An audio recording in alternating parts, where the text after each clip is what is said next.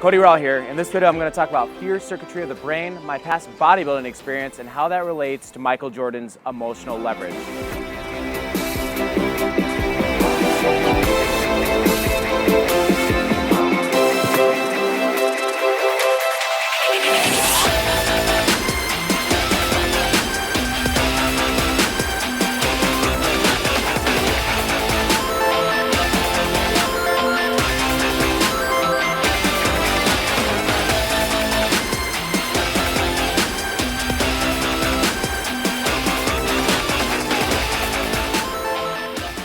So I have a confession to make in this video.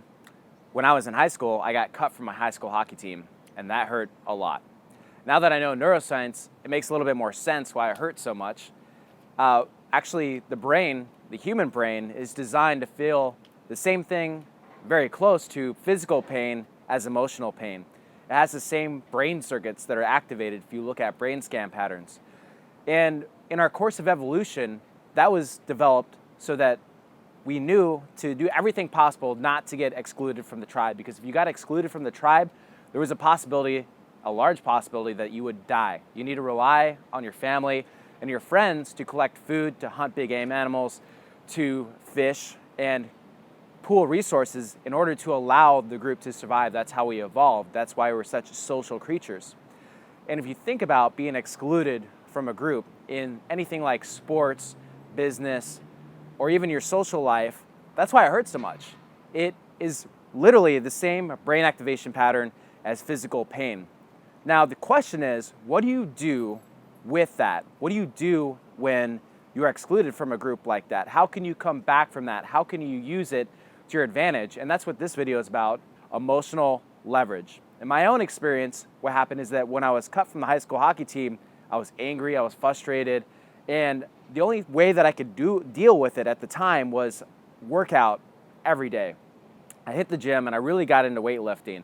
And from there, I got more into bodybuilding. Now, at the end of that year, I did my first bodybuilding competition.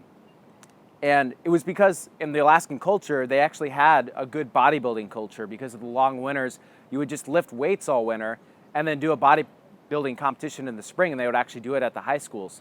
And I got this idea in my head. I said, well, if I'm not training for hockey all winter, I might as well just lift weights, get as big as I can, and try this bodybuilding thing just to see what it was like. But there's a lot of fear in that. And when people hear about my bodybuilding experience, they have several questions, things like, did you have to shave your legs? Did you have to put on fake tanner?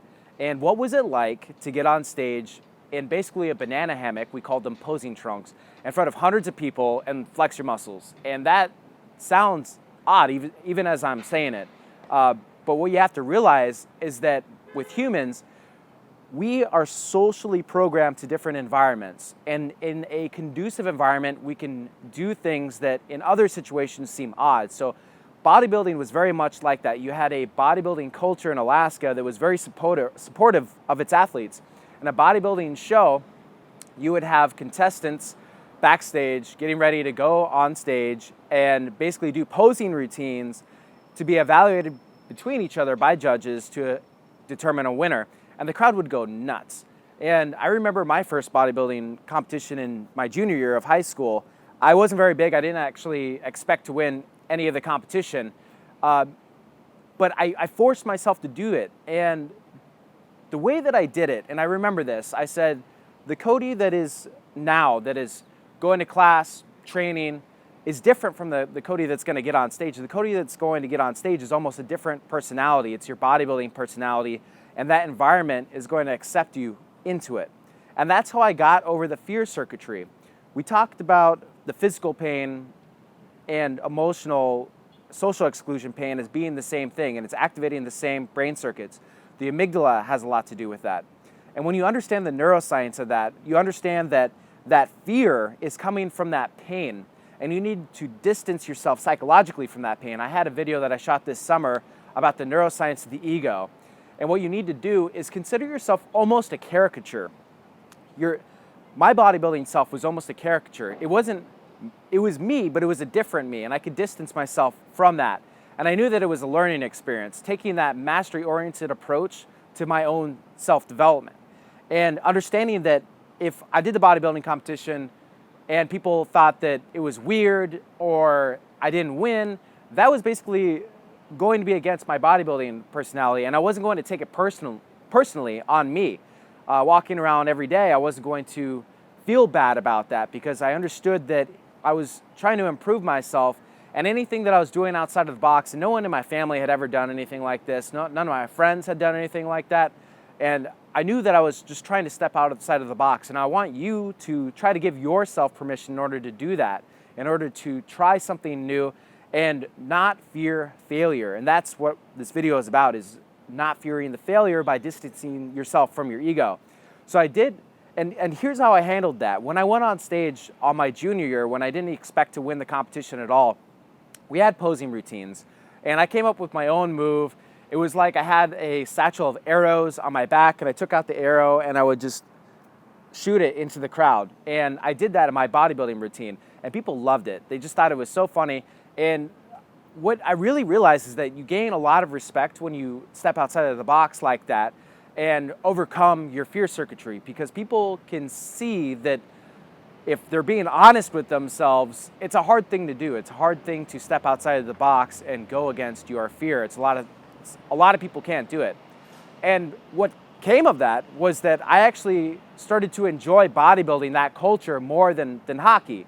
I still tried out for the team the next year and didn't make the varsity team that next year either. And again, that was more emotional leverage to really focus on bodybuilding, and instead something that I considered myself to be better at almost than hockey.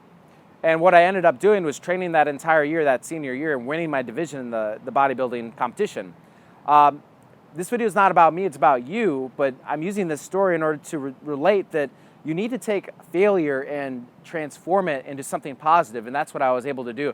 And I remember walking out on stage that senior year after I had trained an entire year and just being transformed. The thing about bodybuilding that's really interesting is that people think that you put on 50 pounds of muscle and that's why you look the way that you do. But in reality, you have lost 15 to 20 pounds and the skin has literally shrunk around your muscles to the point where you look like a different creature. And I'll post pictures of what I looked like back then on this video so that you can see. But you're actually thinner than you are usually walking around. But when you get on stage with those bright lights, the tan, and the certain poses that you hit, you look larger than life. And that really taught me a lot about what you can do with yourself in order to step past your boundaries and become something bigger than yourself. So I ended up winning that part of the competition. And again, it taught me so much about transforming perceived failure into something positive. I recently read Michael Jordan's autobiography, and what I realized in reading Michael Jordan's autobiography is that he was constantly doing that. He was constantly taking what he perceived as failure and using that as emotional leverage to reinvent himself. At first, it was real. At first, he actually did get cut from his varsity basketball team in high school and used that emotional leverage, that anger, that drive. And I talk about that in the winner effect, where if you get a surge of adrenaline within your body, you can start getting wins and build off that momentum, creating more neurochemical receptors within your brain that allow you to take more risks.